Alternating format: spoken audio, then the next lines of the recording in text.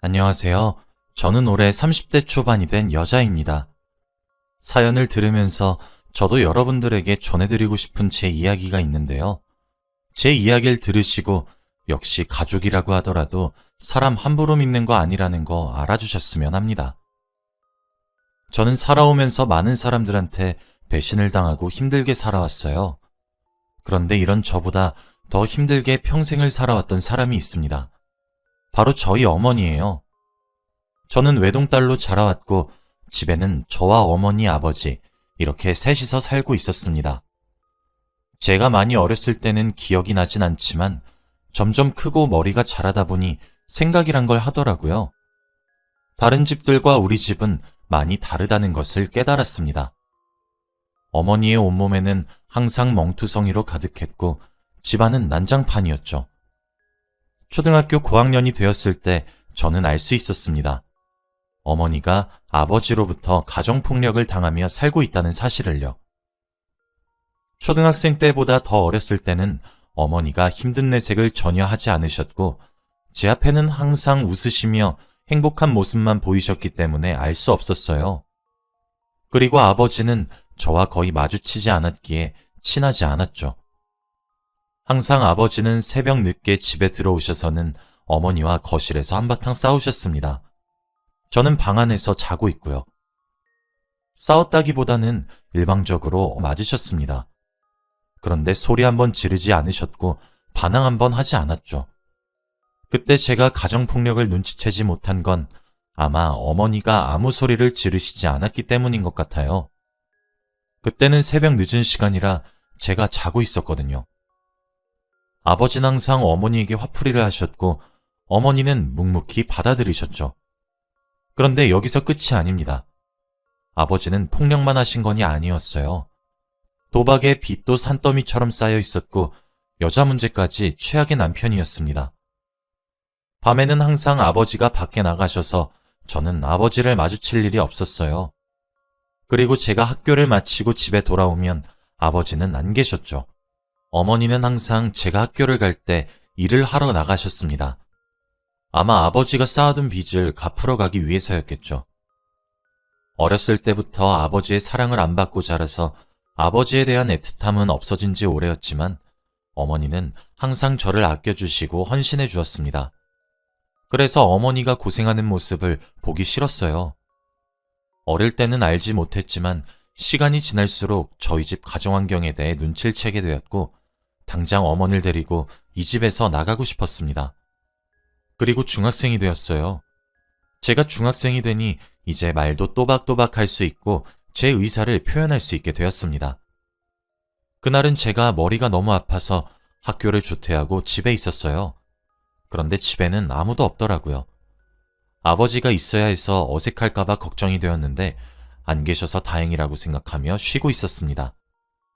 그런데 한 30분 정도 지나니 집 현관문을 누군가 두드리더군요. 똑똑똑 하면서 말이죠. 집에는 저밖에 없었고 아무도 찾아올 사람이 없습니다. 어머니나 아버지였으면 당연히 문을 열고 들어왔겠죠. 그런데 낯선 사람의 방문에 저는 많이 놀라 있었습니다. 제가 몇 분 동안 문을 열어주지 않으니 현관문 밖에 있던 사람이 말을 하더라고요. 여보, 나 왔다니까? 그 사람은 여자였어요. 콧소리로 잔뜩 애교를 부리면서 문을 열어달라고 하더라고요. 집을 잘못 찾은 건가 싶어 문을 열고 제대로 알려주기 위해 문을 열었죠. 그런데 현관문을 열고 얼굴을 보는 순간 저는 말을 잇지 못하였습니다. 바로 그 여자는 제 어머니의 언니였거든요. 이모였습니다.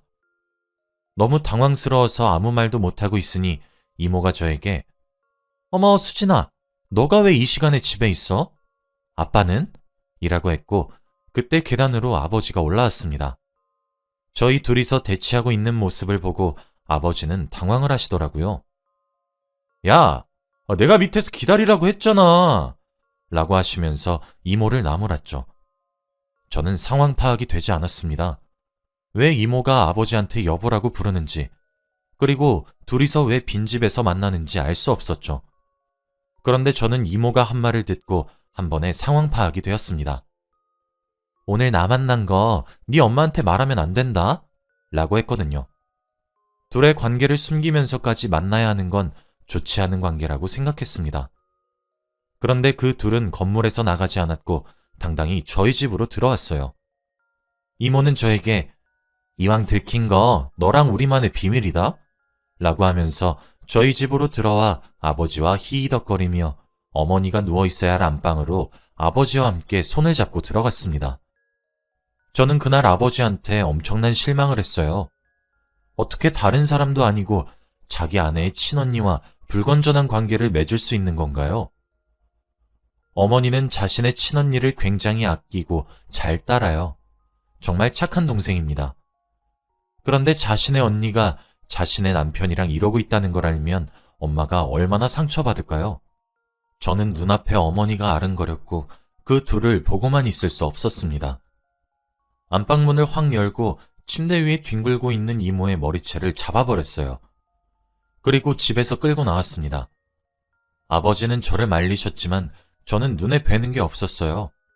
어머니가 너무 불쌍하고 안타까웠거든요. 남편한테 배신당한 것으로도 모자라서 자신의 친언니한테까지 배신을 당하면 억장이 무너질 것 같았습니다. 이모도 저에게 미쳤냐고 땡깡을 부렸지만 저는 어머니 대신에 복수한다는 셈치고 할 말을 다 했어요. 이모를 집 밖으로 쫓아내고 다시는 오지 말라고 했습니다. 난 당신 친동생의 딸이니 우리 아빠랑 발음 비우는 건 용서하지 못한다고 말이죠. 한 번만 더 걸리면 엄마한테 이른다고 했습니다. 이모는 당황을 하며 결국 집에서 나갔고 저는 집에 들어가자마자 아버지에게 뺨을 맞았습니다. 버르장머리가 없는 천박한 여자란 소리를 들으면서 말이죠. 처음으로 아버지에게 뺨을 맞고 눈물이 멈추지 않더라고요. 이런 사람을 친아빠라고 생각한 제 자신이 너무 한심했습니다. 그리고 아버지는 제 뺨을 때리고 막말을 내뱉으신 뒤에 집 밖을 급히 뛰쳐나갔어요. 아마 이모를 찾으러 갔겠죠. 저는 그 자리에 주저앉아 펑펑 울었습니다. 뺨이 너무 아프고 이 상황이 슬프고 억울한 것보다 저희 어머니가 너무 불쌍해서 울었어요. 도대체 어머니는 전생에 무슨 죄를 지었길래 이런 일을 겪으면서 살아야 하나 했습니다. 아버지의 가정폭력과 친언니와 남편의 불륜, 그리고 산더미처럼 쌓인 빚까지 말이죠. 그때 저는 한창 사춘기였고 처음 본 아버지의 모습에 그날 일을 잊을 수 없습니다. 몇십 년이 지난 지금까지 생생하게 기억이 나요. 아버지는 나가셔서 돌아오지 않으셨습니다. 저녁이 되어서 어머니가 집으로 퇴근을 했는데 표정이 좋지 않아 보였어요. 제가 집에서 어머니를 맞이했는데 원래라면 해맑게 퇴근하셔서는 기분 좋은 목소리로 저에게 오늘 뭘 했는지 조잘조잘 물어보시던 어머니가 그날은 한마디도 하지 않으셨고 땅만 쳐다보시더라고요. 그때 직감했습니다. 어머니가 이 일을 다 알고 있다는 사실을요. 저는 아무 말 없이 어머니에게 다가가서 안겼어요. 그리고 등을 토닥토닥 두드려 주었습니다. 제가 그렇게 하니 어머니는 펑펑 우시더라고요. 너무 힘들고 지친다고 하면서 말이죠. 그날 저희는 대화는 나누지 않았지만 그래도 감정은 통한 것 같아요. 당장 이 집에서 나가자고 말이죠. 어머니는 항상 다른 사람들한테 당하면서 살아왔고 결국 남편과 가족을 잃었어요. 어머니 옆에는 이제 저밖에 없었고 저는 그날 이후로 어머니를 꼭 행복하게 해주겠다고 다짐했습니다. 우선 집을 나갔어요. 어머니가 모아둔 적은 돈으로 집에서 최대한 멀리 떨어진 곳으로 도망쳤습니다. 집은 작고 초라했지만 저번에 살던 집보다 훨씬 평온했고 행복했어요. 저는 중학교를 중퇴하고 일을 하고 싶었지만 어머니가 극구 반대하셨습니다. 무조건 졸업은 하라고 하셨죠. 어머니는 제 의견에 대해서 한 번도 안 된다고 말씀하신 적이 없었는데 그때 처음으로 저에게 단호하셨어요. 무조건 고등학교까지는 졸업하라고 하셨습니다. 자신이 어떻게든 돈은 벌 테니까 너는 돈 걱정하지 말고 하고 싶은 공부 다 하라고 하셨어요. 어머니의 단호함에 놀라서 알겠다고 했고 정말 어머니는 제가 하고 싶은 공부 다 하게 해주셨습니다. 저는 머리가 남들보다 좋은 편이었어서 학원을 다니거나 하진 않았지만 저희 형편에는 문제집 하나 사는 것도 빠듯했어요. 그런데 어머니는 공부에 쓰는 돈을 전혀 아끼지 않으셨고 항상 저를 응원해 주셨죠. 제 옆에서 열심히 돈을 벌어주시면서 뒷바라지 해주시는 어머니를 보니까 저도 마음을 다잡을 수 있었고 고등학교 때까지 전교 3등 이후로 밀려나 본 적이 없습니다. 어머니도 저를 많이 칭찬해 주셨고 행복했어요. 아버지에 대한 기억은 점차 잊혀져 가고 있었습니다. 어머니는 일을 능숙하게 잘하셔서 새로 이사간 곳에서도 적응이 빨라 일도 잘하셨고 확실히 얼굴 안색이 좋아 보이셨어요. 저는 어머니와 단둘이서 사는 것이 너무 행복했고 평생 이렇게 살고 싶었습니다. 그리고 저는 고등학교를 졸업하자마자 취직을 했어요. 다행히도 학교에서 저를 추천해준 덕에 나이에 맞게 취직을 할 수 있었습니다. 어머니도 너무 축하해 주셨고 이제 저까지 돈을 버니까 마음에 여유가 생겼어요. 저도 직장에서 자리를 얼추 잡아갔네요. 어머니와 저는 둘 다 각자의 직장에서 정직원이 되었습니다. 어머니의 회사는 작은 공장이었지만 어머니 스스로 큰 만족을 하는 회사였고 저는 보험회사에서 일을 하고 있었기에 굉장히 만족했어요. 어머니와 저 단 둘이서 먹고 살기에는 적당한 급여를 받았거든요. 그렇게 저는 20대 후반이 되었습니다. 그동안 아버지에게서 단 한 번의 연락도 없었고 찾아온 적도 없어요. 저희도 찾을 생각을 전혀 하지 않았고요. 정말 행복했고 사는 것이 어떤 것인지 배울 수 있었습니다. 어머니와 단둘이서 평생 살고 싶었지만 어머니는 저와 같은 마음이 아닌 것 같더라고요. 저보고 얼른 결혼을 하라고 했습니다. 사실 그때 만나던 남자친구가 있긴 했지만 저는 결혼 생각이 딱히 없었어요. 어머니와 단둘이서 지내는 게 남자친구와 사는 것보다 행복할 것 같았습니다. 그때 저와 남자친구는 만난 지 오래된 편이어서 자연스럽게 이 사람과 결혼을 할 것 같았어요. 그리고 양가 부모님도 서로를 다 아시고요. 그런데 어느 날 제가 회사에서 일을 하고 있는데 남자친구에게서 전화가 오더라고요. 원래 일을 할 때 전화를 하는 사람이 아니었기에 그 전화가 왠지 다급하다고 느꼈습니다. 전화를 받으니 역시나 급한 상황이더라고요. 혜선아, 어떡해? 지금 아버지가 교통사고를 냈다고 하는데 보험 처리를 해야 된다고 하셔서 연락했어. 너 보험사에서 일하잖아. 혹시 지금 여기로 와줄 수 있어? 남자친구 아버지가 교통사고를 냈는데 사람을 쳤다고 합니다. 그래서 보험 처리에 대해 잘 알지 못해서 저에게 도움을 청하기 위해 전화를 걸었더라고요. 저는 걱정스러운 마음에 조금만 기다리라고 하고 바로 그 사고 현장으로 갔습니다. 그런데 사고가 조금 크게 났는지 구급차도 있었고 경찰에다가 아주 많은 사람들이 있었어요. 그때 마침 구급차로 실려가던 사람을 보았는데 저는 충격을 받고 말았습니다. 바로 제 어머니였거든요. 어머니는 충격적인 모습으로 구급차에 실어졌고 저는 상황 파악이 되지 않아서 아무 경찰을 붙잡고 이게 무슨 일이냐고 물었습니다. 그런데 생과괴로 사고가 크게 났더라고요. 남자친구 아버지가 횡단보도를 건너고 있던 저희 어머니를 미처 보지 못했고 결국 사고가 났다고 합니다. 그런데 자동차 바퀴 하나가 어머니 다리 위를 지나갔다는 거예요. 너무 무섭고 당황스러워서 어떤 말을 해야 할지 모르겠었습니다. 그리고 하필 어머니를 사고 낸 사람이 남자친구 아버지라뇨. 어떻게 이런 우연이 있습니까? 남자친구는 저를 보자마자 이제 살았다고 당연히 제가 자신들의 편이 되어줄 거라고 생각했나 봐요. 그러면서 아버지가 차로 친 사람이 저희 어머니인 줄 모르고 막말을 뱉더군요. 혜선아, 아니 우리 아버지가 그러는데 그 아줌마가 일부러 보험금 받으려고 차에 부딪힌 거라는데? 일부러 합의금 받으려고 그랬대. 이거 어떻게 해야 돼? 난 절대 돈 한 푼도 그 사람한테 주면 안 된다고 생각해. 아주 개념 없는 아줌마야, 그치? 저는 한마디도 할 수 없었고 바로 옆에서 저희 어머니에 대한 이야기라는 걸 들으니까 화가 미친 듯이 나더군요. 우선 저는 그 뒤로 한마디도 하지 않았고 남자친구 아버지와 남자친구를 데리고 병원으로 갔어요. 어머니는 엑스레이도 찍고 검사를 받으면서 입원 수속을 진행하였고 그 과정에서 남자친구는 그 아줌마의 딸이 저라는 사실을 알게 되었죠. 수술은 내일 하기로 했고 우선 중환자실에서 지내기로 했습니다. 그런데 당연히 병실로 옮기고 오셔서 사과를 하실 줄 알았어요. 정말 죄송하다고 병원비 다 지불하겠다고 하면서 말이죠. 그런데 어머니가 중환자실에 있다가 다음날 수술을 하고 일반 병동으로 옮기실 때까지 그 두 사람은 오지 않았어요. 남자친구는 저에게 연락도 없었습니다. 저도 어디까지 가나 보자 하고 어머니가 퇴원을 하실 때까지 연락을 하지 않았죠. 그런데 이번 마지막 날 남자친구 아버지가 오셨습니다. 드디어 사과를 하려나 보다 싶었죠. 그런데 대뜸 남자친구 아버지는 저희 어머니를 보자마자 제 아들과 그쪽 따님분이 연애를 하는 사이더라고요. 사돈이 될 수 있는 사이인데 좋게 넘어가는 건 어떠신지요? 저희가 병원비를 드릴 돈이 없어서 이걸 사왔습니다.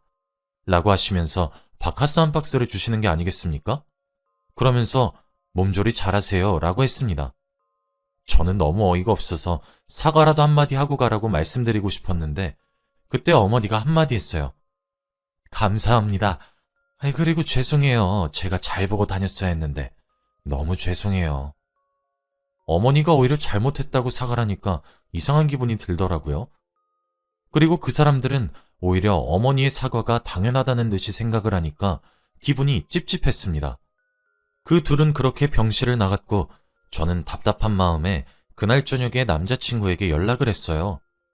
오늘 있었던 일을 말씀드리고 제대로 사과하라고 말했죠.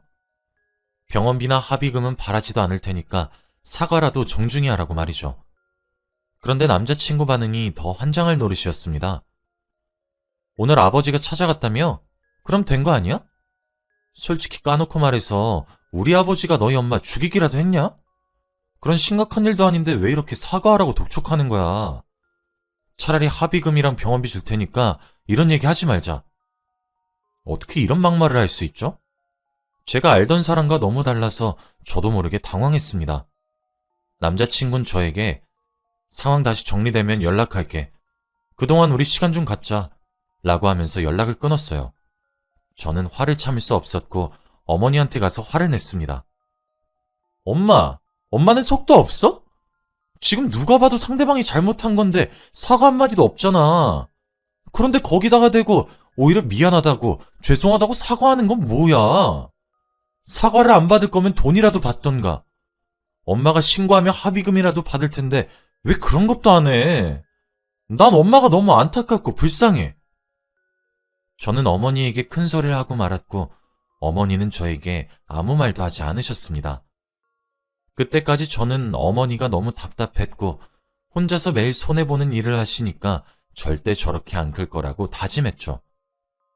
그날 이후로부터 저희 집에는 냉기가 흘렀고 어머니와 대화를 많이 하지 않았습니다.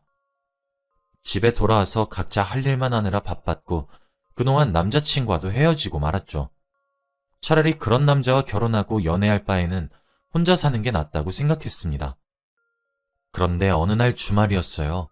어머니는 수술 후 물리치료를 위해 병원을 다녀야 했고 저는 발이 불편한 엄마를 도와주었습니다. 집에서 병원 갈 준비를 다 하고 문을 열려고 하는데 누군가 집에 찾아왔더라고요. 현관문을 열고 얼굴을 보고 저는 기겁을 하고 말았습니다. 바로 몇십 년 전 연락을 끊고 살던 아버지였거든요. 이모와 바람이 나서 집을 나갔던 사람이죠. 그런데 세상불쌍한 표정으로 저희 집 앞에 서 있는 겁니다. 저희 집 주소는 어떻게 알았는지 소름 돋았어요. 아버지는 저와 어머니에게 잠시 이야기를 나누자고 했죠. 저는 싫다고 했지만 어머니는 결국 알겠다고 했고 저희는 집안에서 이야기를 나누었습니다. 그런데 아버지가 하는 말은 가관이었어요. 바로 돈을 빌려달라는 부탁을 하러 왔습니다. 사고당한 거 들었다면서 그러면 합의금 나올 거고 다리 불편해서 회사 잘렸을 테니 퇴직금 나올 거고 그리고 무엇보다 우리 딸 때문에 돈 벌 거고 라고 하는 거예요. 왜 저 때문에 돈을 번가 싶어서 옆에서 묵묵히 듣고만 있었습니다. 그런데 아버지는 저에게 충격적인 말을 했어요. 혜선아, 미안한데 아버지가 돈이 너무 급해서 아빠 아는 아저씨한테 돈 많이 받고 너 팔았어. 얼른 엄마랑 아빠가 돈 벌어서 저 다시 데리고 올게. 가서 아저씨랑 잘 살아야 한다. 저는 아버지의 말을 듣고 상황 파악이 되지 않았어요. 도대체 이게 무슨 말인가 싶었죠. 저를 팔다뇨. 저는 아버지의 딸이잖아요. 그러면 돈을 벌기 위해서 자기 자식을 팔았다는 건가요? 그런데 그때 어머니가 갑자기 식탁 위에 올려져 있던 화병을 내리쳤습니다. 어머니는 화를 미친 듯이 냈죠. 태어나서 처음 보는 어머니의 화난 모습이었습니다. 저렇게 폭력적이고 난폭한 어머니의 모습은 처음 봤어요. 그러면서 아버지의 멱살을 잡고는 나는 건드려도 우리 딸은 절대 건드리지 말라고 예전부터 말했잖아. 그래서 내가 차라리 딸 목까지 2배로 마셨는데. 뭐? 팔아? 너 정말 제정신이 아니구나. 너 우리 혜선이 건들지 않는다는 조건으로 경찰에 신고 안 했던 거야. 근데 이젠 정말 안 되겠다. 나랑 같이 경찰서 가. 어머니는 아버지의 멱살을 잡고 당장 경찰서로 가자며 집 밖으로 끌어당겼지만 아버지는 당황을 하셨죠. 어머니의 그런 모습은 처음이니까요. 아버지는 당황을 하시며 집을 도망쳤습니다. 순식간에 일어난 일에 너무 당황스러워서 아무 말도 하지 못했어요. 어머니는 겨우 진정을 했습니다. 저희 둘은 아무 말도 오가지 않았어요. 매일같이 당하고만 사는 어머니가 너무 한심하고 답답했는데 이렇게 화를 내시는 모습을 보니까 조금 낯설었죠. 어머니는 딸인 제 문제에 대해서만 예민하게 받아들이는 사람이었던 겁니다. 저는 그날 어머니에게 큰 감동을 받았고 평생 어머니와 살기로 다짐했어요. 어머니는 자신의 고통보다 자식의 고통을 더 크게 느끼셨습니다. 어머니가 제 친어머니라서 너무 좋았고 다행이라는 생각이 들었던 날이었죠. 어머니는 그날 이후로 다시 예전처럼 돌아왔습니다. 지금은 재활치료 중이세요. 다시 예전만큼 화도 없으시고 사람들한테 가끔씩 사기도 당하지만 괜찮아요. 어머니가 행복하면 전 다 좋습니다. 어머니와 앞으로 평생 함께할 날이 너무 기대되네요. 다들 부모님한테 효도하시고 행복하시길 바랍니다. 제 이야기는 여기까지예요. 들어주셔서